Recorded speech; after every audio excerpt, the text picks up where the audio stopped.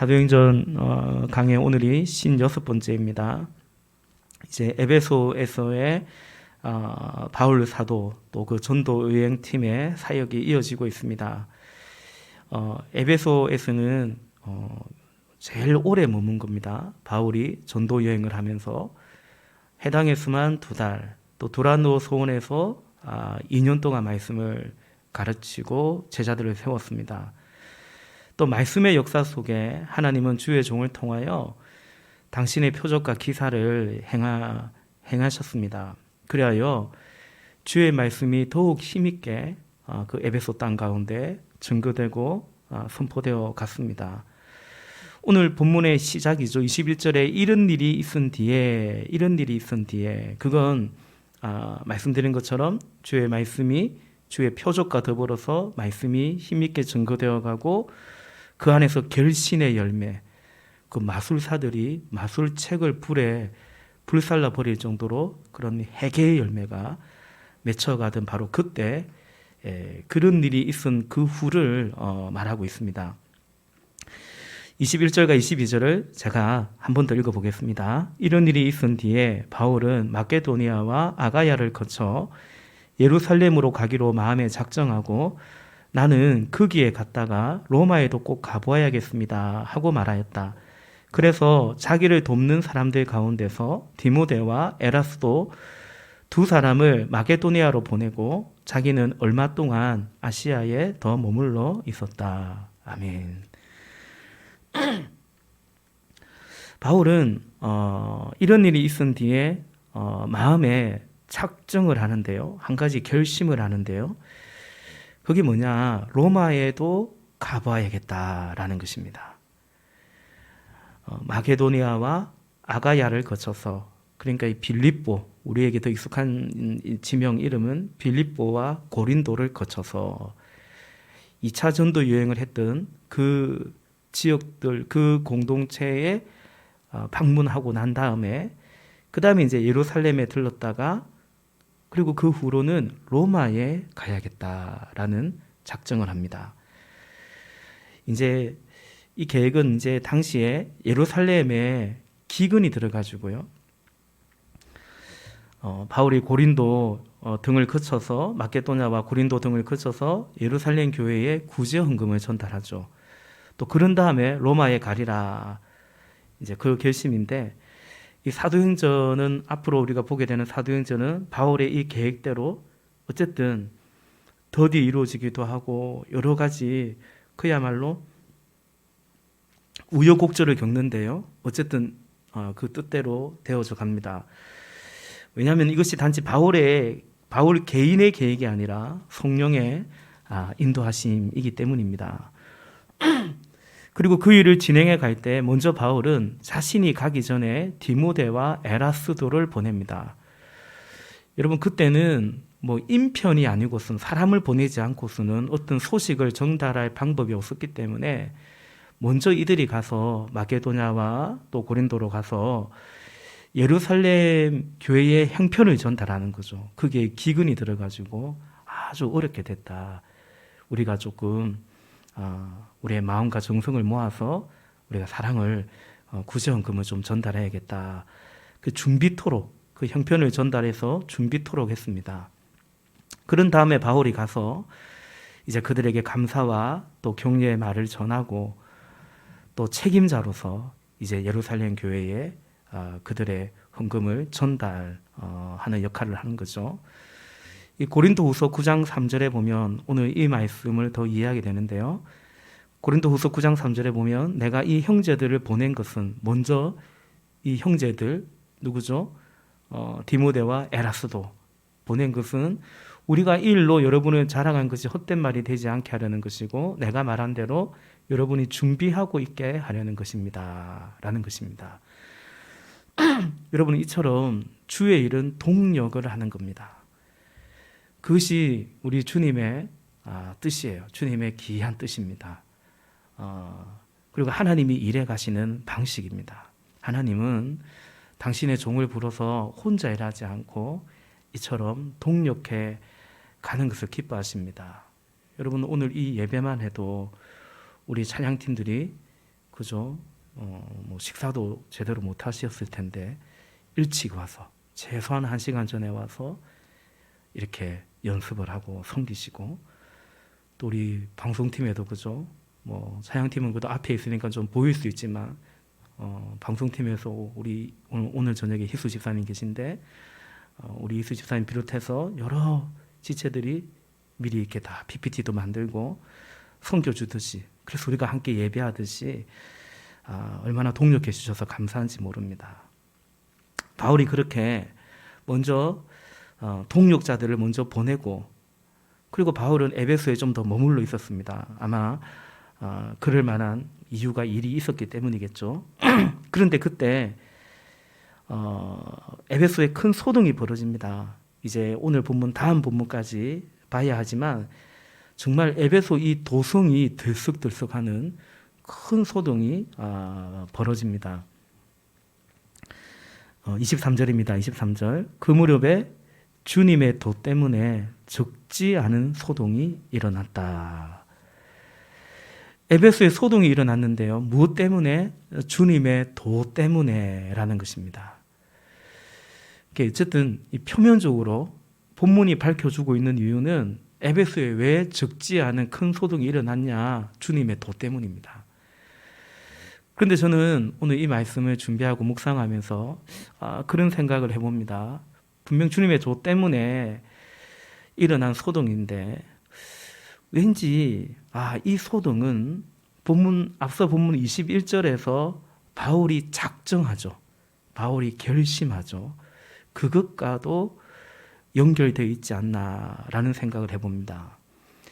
바울이 아가야를 거쳐 마게도냐를 거쳐 예루살렘을 거쳐서 로마에까지 가리라. 뭐 로마에 구경 가겠다는 게 아닙니다. 그죠?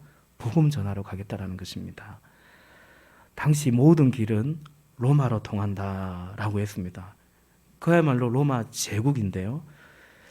지금 뭐 여기 에베소 또 뭐 아가야 마게도냐 다 로마의 지배를 받고 있는 예루살렘까지도 그렇습니다.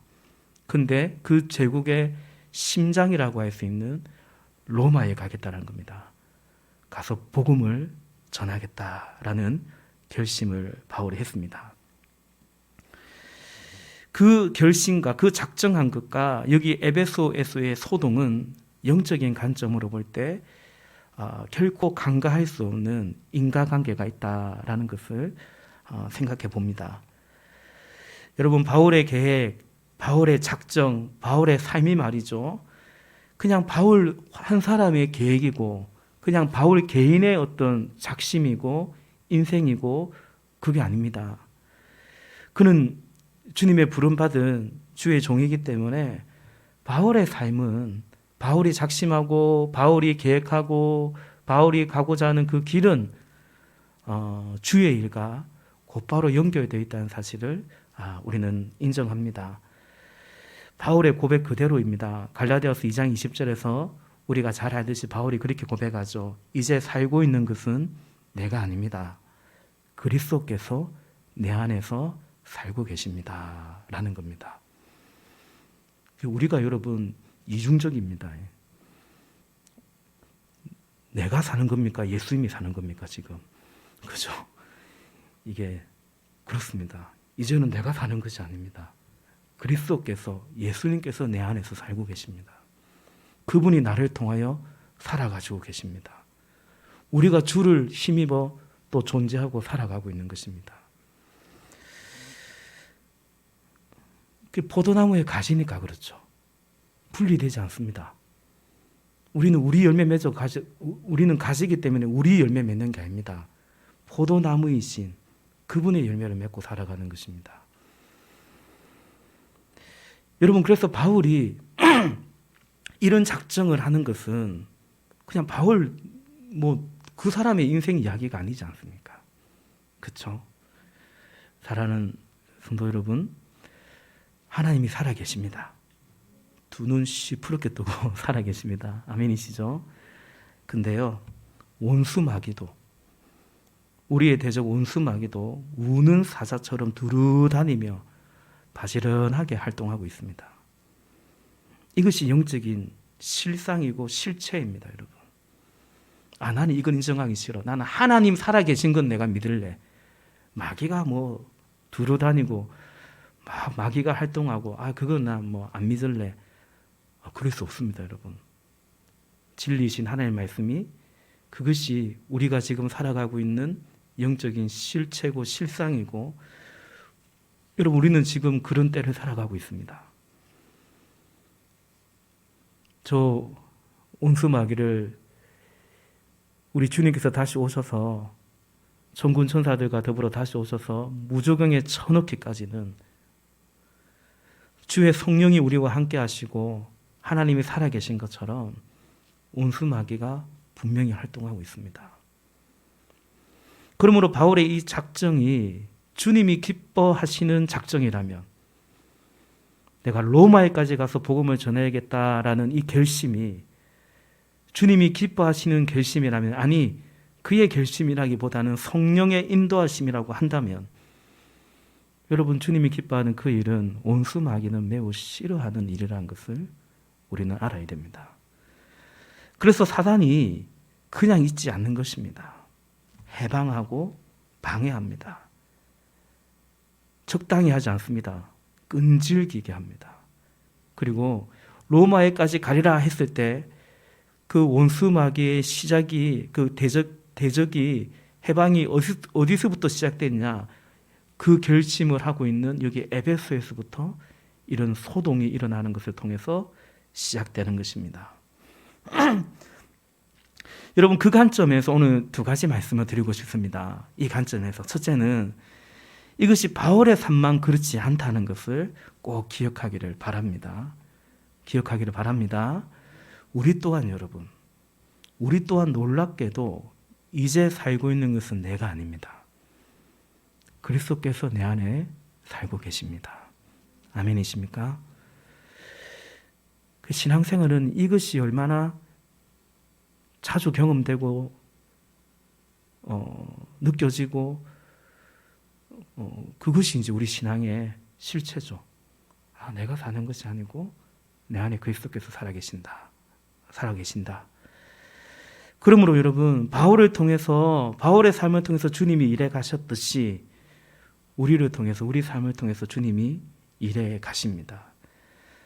따라서 온수마귀는 그런 바울을 방해하고 공격했듯이 동일하게 오늘 우리의 삶을 방해하고 공격한다는 사실을, 대적한다는 사실을 기억해야 됩니다.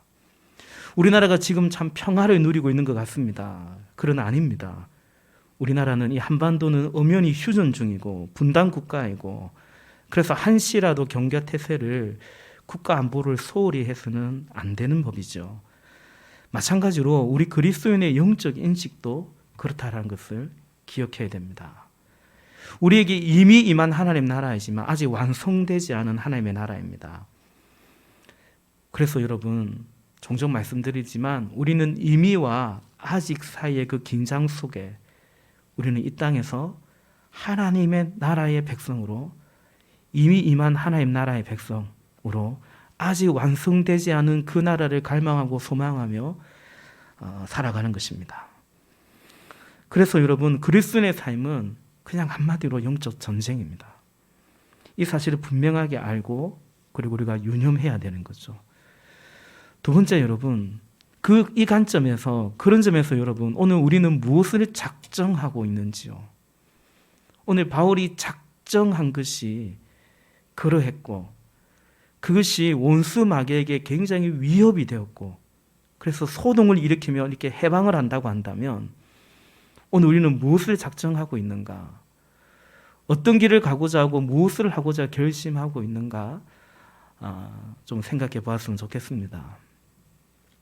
오늘 저와 여러분 우리의 어떤 작정은, 우리의 결단은 사단을 긴장하게 만드는 것인지, 아니면 사단이 그냥 내버려둬도 괜찮겠다, 그런 우리의 어떤 생각이고 계획이고 우리의 삶인지 말이죠. 제가 종종 그런 말씀 드리지 않습니까? 마귀가 시기하는 교회가 되어야 된다. 마귀가 시기하는 교회가 되어야 된다. 여러분, 우리가 있잖아요. 마귀의 마음에 들지 않아야 됩니다. 내 마음에 쏙 들어. 마귀가 그러면 안 됩니다. 그죠? 예. 쟤는 부담이 안 돼. 마귀가, 그죠? 부담이 안 돼. 저 목사는 부담이 안 되죠. 괜히 내가 뭐 건들 이유가 없어. 그게 아니라, 마귀가 신경 쓰이고 있잖아요. 막 싫고, 짜증나고, 그래야 됩니다. 그 은혜가 있기를 바랍니다. 이게 정확하게 상반되고 충돌합니다. 하나님이 기뻐하는 것은 마귀가 싫어합니다. 주일날 당회에서 우리 오미코로 지내고 있지만 VIP 초청주의를 한번 했으면 좋겠다. 이 봄에. 그래서 5월 달에 한번 우리가 5월 15일에 VIP 초청주일로 정하고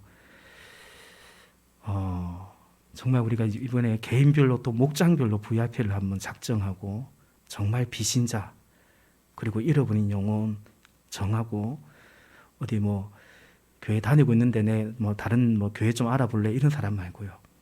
뭐 알아본 사람이 뭐 오면 막지는 않겠지만 아직은 그러나 그런 걸 VIP로 그런 걸 이러면 안 되지. 그런 분을 VIP가 아니라 정말 비신자. 그리고 교회는 뭐 왕년에 교회 다니고 거의 막 지금 방학하고 있는 잃어버린 영혼 VIP로 딱 품고 아직 몇 달 남아 있잖아요. 한 2달 남아 있으니까 그렇게 초청해보자 이렇게 이제 정했습니다. 여러분 어떤가요? 이거 주님이 기뻐하겠죠? 별로 안 기쁩니까? 주님이 기뻐하겠죠?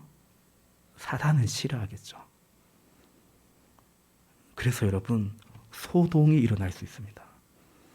우리가 그 결심을 하니까 작정을 하니까 소동이 일어날 수 있습니다. 그러나 그걸 겁내지 말고 우리가 깨어 기도하고 준비해 가야 될 줄로 믿습니다.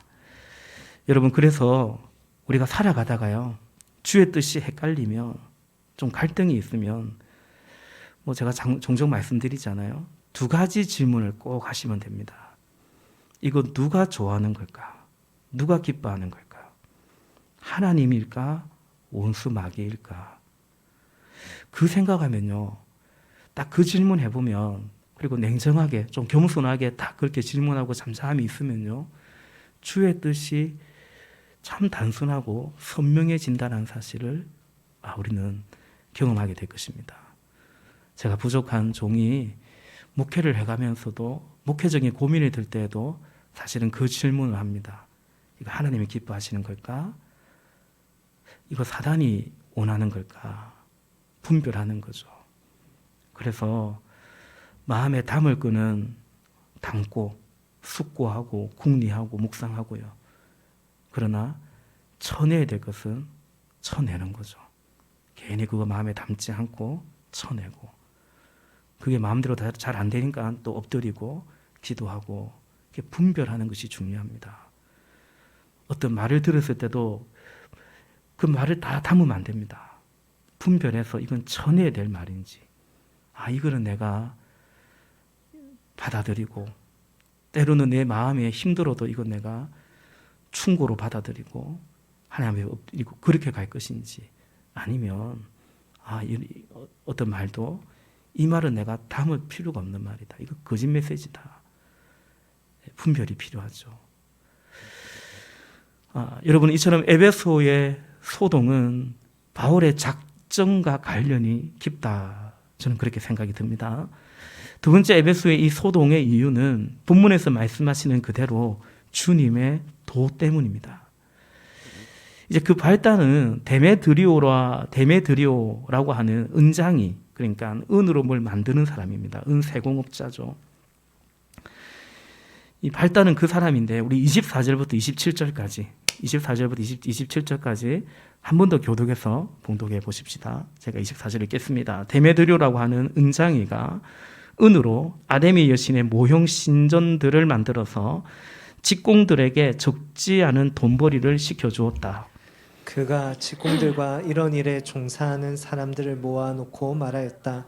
여러분이 아시는 바와 같이 우리는 이 사업으로 잘 살고 있습니다. 그런데 여러분이 보고 듣는 대로 바울이라는 이 사람이 에베소에서뿐만 아니라 거의 온 아시아에 걸쳐서 사람의 손으로 만든 신은 신이 아니라고 말하면서 많은 사람을 설득해서 마음을 돌려놓았습니다.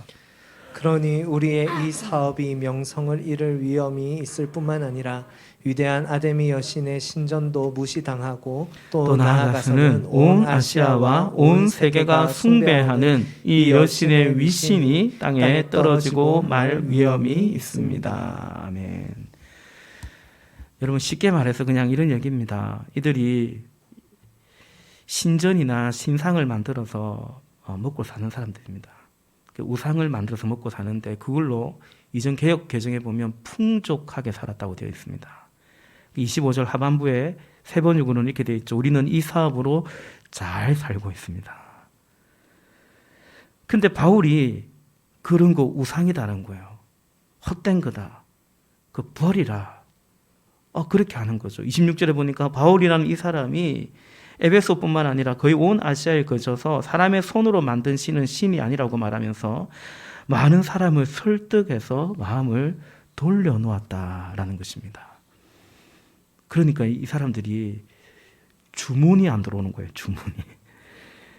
주문이 안 들어오고 사업이 잘 안 되고, 그러니 이 사장님뿐만 아니라 이 업에 종사하는 종사자들까지도 어렵게 됐다라는 것입니다.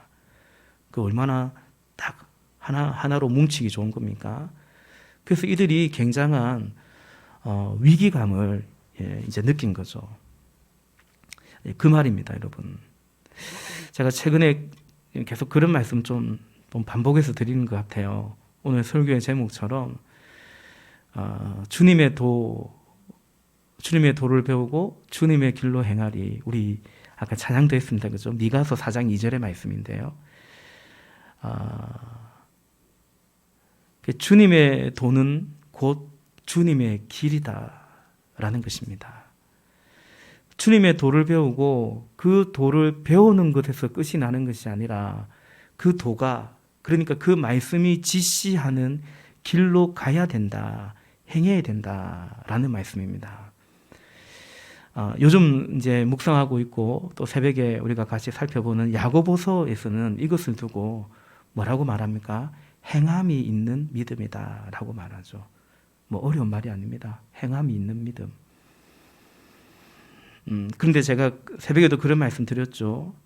행함이 있는 믿음이다라고 했을 때 오해하거나 착각하면 안 되는 것은, 행함이 있는 믿음이라고 하니까 믿음에는 두 종류가 있구나.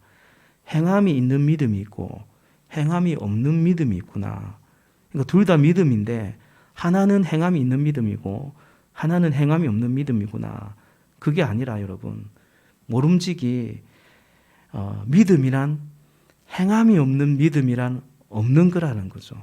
그건 믿음 아니다, 허구다, 가짜다라고 말하고 있습니다. 그래서 결정적으로 야고보서 2장 26절에 영혼이 없는 몸이 죽은 것과 같이 행함이 없는 믿음은 죽은 것입니다 라고 말하죠. 같은 맥락입니다. 주님의 도가 길이 되는 도가 있기도 하고, 도는 도인데 이 도가 길도자라 했죠. 도는 도인데 길까지는 가지 않는 도가 있는 게 아니란 말입니다. 하나님 말씀은 하나님은 살아계시죠. 하나님 말씀이 살아서 역사하죠. 히브리서 기자가 말하는 것처럼 하나님 말씀은 살았고 운동력이 있습니다. 그래서 하나님 말씀에는, 주님의 도에는 이런 특성이 있습니다. 읽었어도 깨달아지고 은혜가 되는데, 주님의 도는 살면, 그 도를 따라 살면, 순종하고 살아가면 더 주님의 도는 도가 됩니다. 깨달아집니다. 가령 예수님께서 팔복을 말씀하시는데 왜 그것이 복인지를 경험하면, 순종하면 더 알고 깨달아집니다. 이런 팔복은 사실 굉장히 모순된 거 아닙니까? 가난한 자가 복이 있다. 진짜입니까? 우는 자가 복이 있다. 진짜입니까? 줄이고 목마른 자가 복이 있다. 아닌 것 같아요. 온유한 자가 땅을 차지한다. 어디 그런 것 같습니까? 근데 그래서 그냥 심오한 말씀이에요. 그냥 예수님 말씀이니까 뭐 부처님 가르침 같기도 하고 비스무리하고, 예? 공자왈 같기도 하고. 그런데요, 경험하면, 순종하면 그 말씀이 과연 말씀이요, 주님의 도요, 복이라는 것을, 천국이 그들의 것이라는 것을 경험하게 되죠. 예컨대 여러분, 마태복음 8복의 이제 끝에 가보면 5장 11절과 12절, 마태복음 5장 11절과 12절 한번 띄워주시겠어요? 너희가 나 때문에 모욕을 당하고 박해를 받고 터무니없는 말로 온갖 비난을 받으면 복이 있다. 너희는 기뻐하고 즐거워하여라. 하늘에서 받을 너희의 상이 크기 때문입니다. 너희보다 먼저 온 여은자들도 이와 같이 박해를 받았다. 아멘. 여러분, 그냥 예수님 말씀이에요.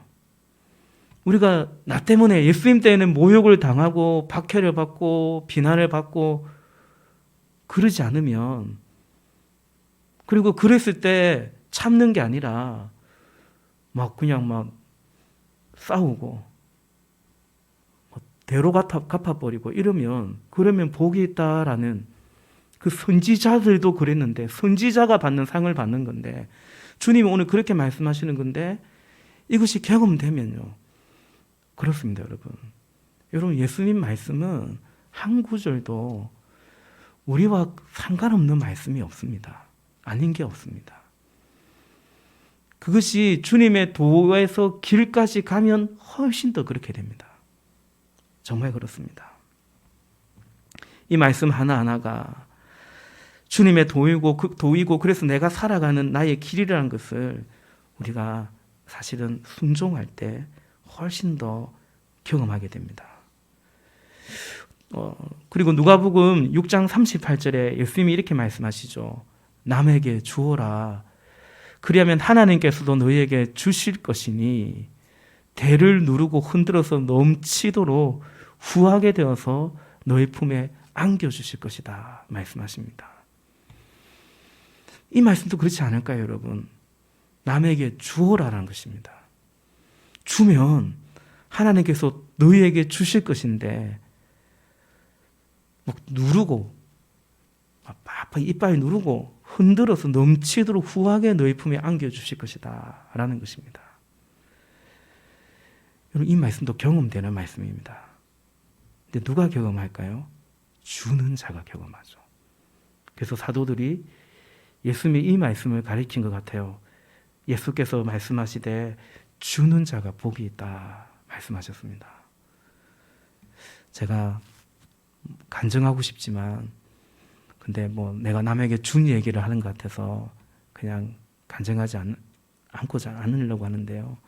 근데 저 부족한 순종에도 불구하고 정말 이 말씀 그대로 얼마나 주님이 풍성하게 흔들어 누르도록 채워주시는지 여러분 그렇습니다. 말씀을 맺고자 합니다. 미가서 4장 2절 말씀, 오라 우리가 여호와의 산에 올라가서 주님의 도를 배우고 주님의 길로 행하자 말씀합니다. 복된 것입니다.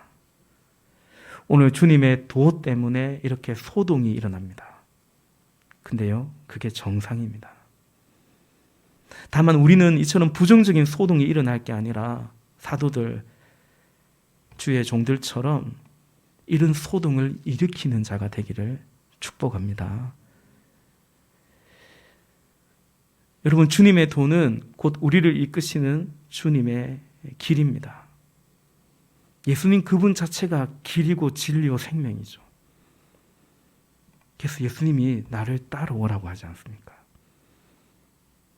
나를 따라오라. 그래서 그 길을 갈 때 우리는 주님의 도의 생명과 풍성함을 경험합니다. 주님의 도를 따라갈 때, 그 길을 갈 때 그 주님의 도에 그리스도의 풍성함과 생명을 경험하는 거죠. 반대로 여러분, 주님의 도가 도에서 멈추고 우리의 길이 되지 않으면요, 언제부턴가는 주님의 도가 싫어질 수 있습니다. 자꾸 부담이 되고 무거워질 수 있습니다. 여러분 그렇지 않습니까? 나는 이대로는 살 마음이 없는데, 이 길로는 갈 마음이 없는데 자꾸 듣기만 하면요 부담되죠. 너무 무겁게 됩니다. 그래서 여러분 그러다가 비방하게 됩니다. 부정적이게 됩니다. 나는 못 가는 그 길을 누군가가 가는 것을 보면 있잖아요, 도전받고 교훈을 얻고, 이게 아니라 비방하고 비난하고 그럴 수 있습니다. 여러분 그게 인간의 종교 안에 있는 심리입니다. 그러므로 여러분 우리 또한 이 말씀까지도 좀 겸손하게 우리는 경청해야 될 필요가 있습니다. 내가 주님의 길로 행하지 않으면 주님의 길로 행하는 사람을 오히려 비난하고 비판할 수 있는 거죠. 목회하면 그런 걸 느낍니다.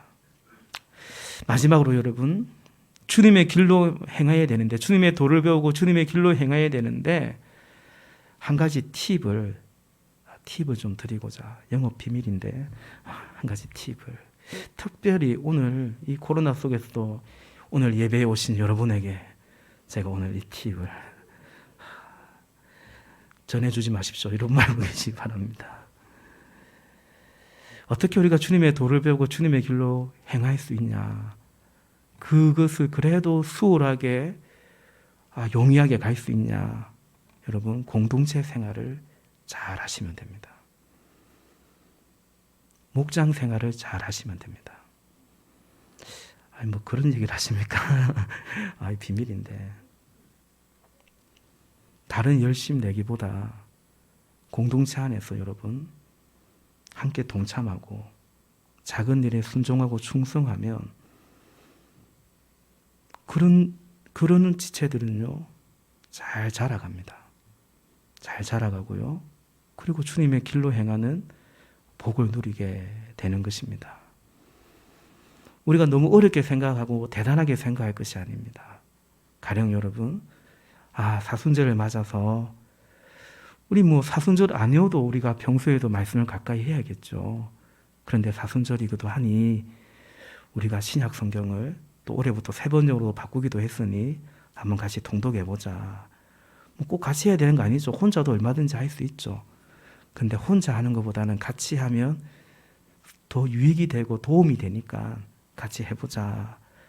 미디어도 절제해보자. 이게 사실 서로 연관되어 있지 않습니까? 미디어 절제가 돼야 또 말씀도 읽어지고요, 어째 보면.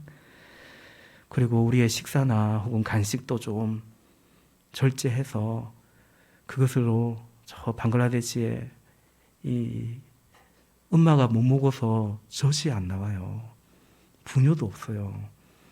그래서 그 어린 생명, 그죠? 분유값도 좀 보태주고 엽산제도 좀 사주고 산모들에게. 그래서 여러분 공동체가 이렇게 해가는 것을 할 수만 있다면 동참하고 잘 따라가면 주님의 도를 배우고 주님의 길로 행하는데 훨씬 수월해집니다. 수월해집니다, 여러분. 그 유익함이 됩니다. 근데 막 따지기 좋아하는 분들이 있습니다. 이래저래 따지고, 하여튼 좀 복잡한 사람들은요, 그러다가 그냥 괜시리 시험도 잘 들고요. 그리고 그게 그냥 계속 그냥 본인의 신앙생활이 되어버릴 수도 있습니다. 그건 지혜가 아니죠. 지혜가 아닙니다. 사랑하는 성도 여러분, 갈라디아서 2장 20절 말씀에 이제 살고 있는 것은 내가 아닙니다. 그리스도께서 내 안에서 살고 계십니다.